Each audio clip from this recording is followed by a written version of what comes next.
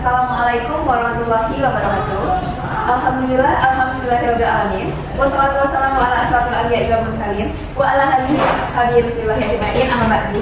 Yang terhormat kepada Ibu Dr. Farida Maya MPD selaku dosen mata kuliah penggambar anak usia dini. Baiklah, pada kesempatan kali ini kami dari kelompok 2 akan mempresentasikan materi dengan judul Seni Rupa Menggambar dengan berbagai sejarah dan tokoh-tokohnya. Sebelum itu, di sini saya Risma Celestia Aulia Putri dengan NIM 22022100 sebagai moderator. Tentunya saya tidak sendiri, saya ditemani oleh rekan kelompok saya. Yang pertama ada Gusri Hidayati dengan NIM 22022009. Yang kedua Meli Damayanti dengan NIM 22022024. Yang ketiga ada Salsabila Nadifa dengan NIM 22022168. Baiklah, tanpa berlama-lama langsung saja ke pemateri pertama. Kepada rekan saya Gusri Hidayati dipersilakan. Baik, terima kasih kepada moderator. Baiklah, saya akan membacakan materi pertama, yaitu pengertian tokoh-tokoh keindahan dalam estetika. Yang pertama, estetika menurut S.T. Agustinus adalah pemikiran Platonisme yang baru. Pokok pemikiran klasik dari Plato mengenai harmoni, keteraturan dan keutuhan kesatuan dan keseimbangan dalam karya seni digunakan untuk Agustinus. Yang kedua, estetika menurut L. of Salzburg adalah sesuatu yang bersifat transcendental. Keindahan alamnya hanyalah bayang-bayangan dari pemikiran keindahan asal. Selanjutnya, estetika menurut Huskesson. Estetika menurut Huskesson adalah seni atau keindahan bersifat tunggal, yaitu murni keindahan yang bersifat imam atau bukan transcend seperti pemikiran atau Plato. Selanjutnya, estetika menurut Alexander Goldweg Baumgarten adalah penegasan istilah estetika. Perannya terhadap bidang filsafat sebetulnya sangat besar, tetapi sering terhitung diabaikan dalam bidang filsafat sendiri. Yang kelima, pengertian estetika menurut Immanuel Kant adalah pada abad ke-18 dan dimulai perubahan drastis di bidang estetika dan teknologi. Karena itulah Kant adalah salah satu figur terpenting untuk bidang estetika. Pada Immanuel Kant membagi teori estetika menjadi 4 bagian. Berikut ini adalah uraian dari masing-masing pembagian teori Immanuel Kant, yaitu yang pertama teori descendentrescence, yang kedua teori universalitas, yang ketiga teori esensialitas, yang keempat teori bentuk tujuan, yang kelima penilaian estetik. Yang keenam yaitu pengertian estetika menurut Friedrich Schiller, yaitu berpendapat bahwa virus seni seharusnya tidak menempatkan perasaan sebagai subordinasi pemikiran.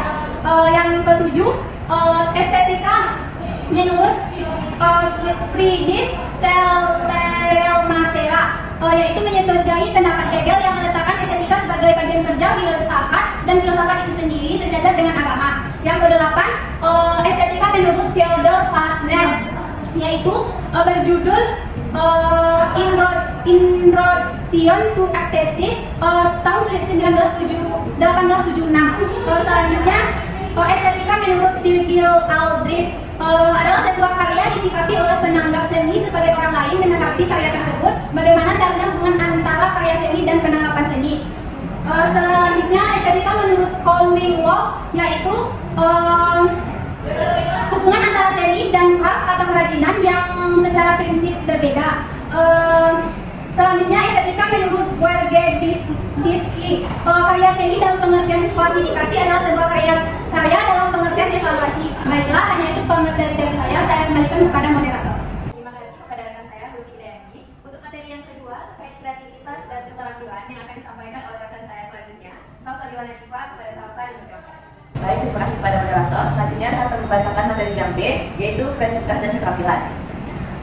Kreativitas dapat diartikan sebagai suatu kemampuan untuk menciptakan suatu produk baru. Kreativitas juga berhubungan dengan kemampuan untuk membuat kombinasi baru atau melihat hubungan-hubungan baru antar unsur, data, atau hal-hal yang sudah ada sebelumnya. Kreativitas juga sering disebut dengan daya cipta. Menurut Janja 2011. Menurut Supati, bahwa kreativitas adalah kemampuan seseorang untuk melahirkan sesuatu yang baru, baik berupa gagasan maupun karya nyata yang relatif merupakan kemampuan berpikir tingkat tinggi yang mengindikasikan terjadinya eskalasi dalam kemampuan berpikir yang ditandai oleh suksesi diskontinuitas. Baiklah, yang pertama yaitu kreativitas gerakan.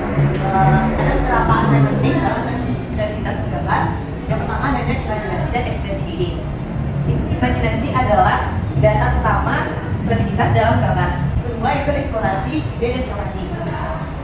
Kreativitas dalam gambar juga melibatkan eksplorasi berbagai ide baru dan inovasi dalam teknik serta penggunaan medianya. Yang ketiga yaitu penggunaan simbol dan metafora. Banyak seniman yang menggunakan simbol dan metafora dalam gambar mereka untuk menyampaikan kesan yang lebih dalam kepala audiens. Yang keempat yaitu kebebasan berekspresi. Kreativitas dalam menggambar tidak terbatas pada aturan tertentu. Yang terakhir yaitu inspirasi dari lingkungan sekitar. Keterampilan teknis juga menjadi faktor utama dalam menghasilkan gambar yang berkualitas. Ada beberapa keterampilan yang perlu dikuasai dalam gambar ini. Yang pertama itu teknik dasar gambar, adanya garis, bentuk, proporsi dan anatomi, perspektif, bayangan dan cahaya, dan tekstur.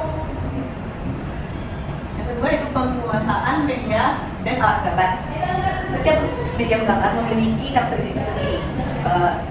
Alatnya itu ada pensil, tinta, pulpen, arang, cat air, cat minyak, dan digital drawing. Ketiga yaitu konsistensi dan latihan berkelanjutan. Kreativitas dan keterampilan dalam gambar saling melengkapi. Yang ketiga yaitu hubungan kreativitas dan keterampilan. Kreativitas dan keterampilan ini dalam gambar saling melengkapi. Kreativitas memungkinkan seseorang untuk menerima ide-ide inovatif dan unik, sedangkan keterampilan membantu mewujudkan ide tersebut dalam bentuk visual yang indah dan bermakna. Ada faktor yang mempengaruhi kreativitas.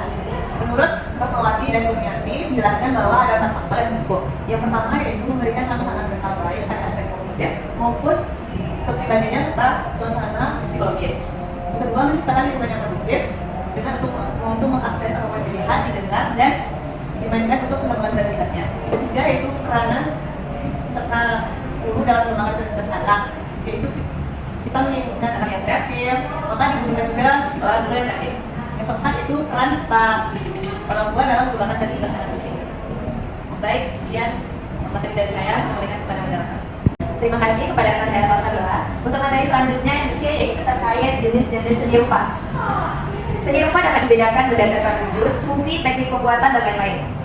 Yang pertama yang akan saya jelaskan yaitu jenis karya seni rupa menurut wujudnya. Yang pertama karya seni rupa 2 dimensi, yang kedua karya seni rupa 3 dimensi. Seni rupa 2 dimensi hanya dapat dinikmati dari satu arah karena memiliki dimensi panjang dan lebar. Contohnya lukisan, gambar, foto, tenunan, dan batik. Untuk karya seni rupa 3 dimensi memiliki dimensi panjang, lebar, tinggi, dan dilihat dari berbagai arah. Contohnya seperti patung, bangunan, boneka, dan dimensi produk. Yang kedua, jenis karya seni rupa berdasarkan teknik pembuatannya. Ada beberapa. Yang pertama, teknik anyam dan tenun. Yang kedua, teknik sulam pembuatan karya seni dengan menjahit, tusuk hias menggunakan benang, pita, payet, dan variasi bahan lainnya. Yang ketiga, teknik tempel, seperti seni mosaik, seni kolase, dan seni montase. Yang D, teknik membentuk dan mengkonstruksi, seperti seni patung pembuatan karya seninya trimatra dari bahan tanah liat, batu, gips, kayu, semen, fiber, dan logam. Seni keramik perwujudan objek menggunakan material non-logam dan anorganik, berbentuk padat melalui proses pembakaran suhu tinggi. Seni arsitektur karya seni trimatra dalam ukuran besar dapat berkontribusi banyak orang seperti stadion, bandara, jembatan, dan rumah ibadah. Yang ketiga, jenis seni rupa lainnya. Yang pertama, seni lukis. Pengolahan unsur seni rupa pada bidang 2 dimensi seperti seni grafis atau seni cetak. Yang kedua, seni kriya. Selanjutnya yang keempat, seni rupa murni dan seni rupa terapan. Seni rupa murni menambah kesan estetik, memperlihatkan emosional. Contohnya seni pertunjukan, film, koreografi, fotografi, dan seni grafis.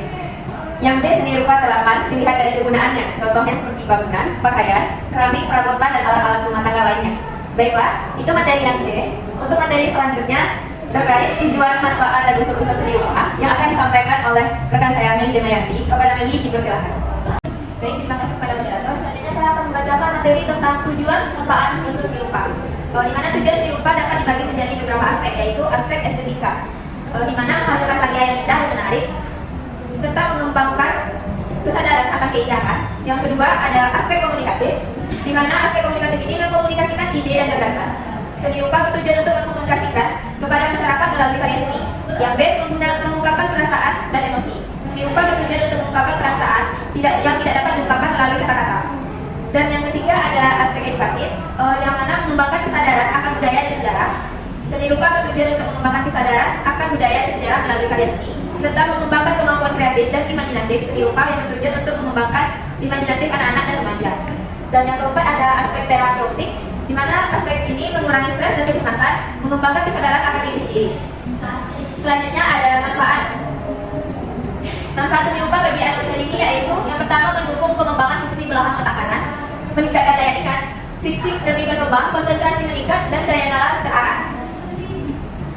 Selanjutnya ada manfaat seni rupa dalam merangsang kreativitas anak usia dini yaitu yang pertama pengembangan motorik halus, pengembangan imajinasi dan kreativitas melalui seni rupa, di mana ada beberapa cara. Yang pertama eksplorasi ide dan perasaan, dan yang kedua berimajinasi dan berkreasi, menentukan solusi kreatif, meningkatkan fleksibilitas berpikir, menghargai keunikan dan kreativitas, dan yang ketiga ada peningkatan kemampuan problem solving, dan keempat peningkatan kecerdasan emosional.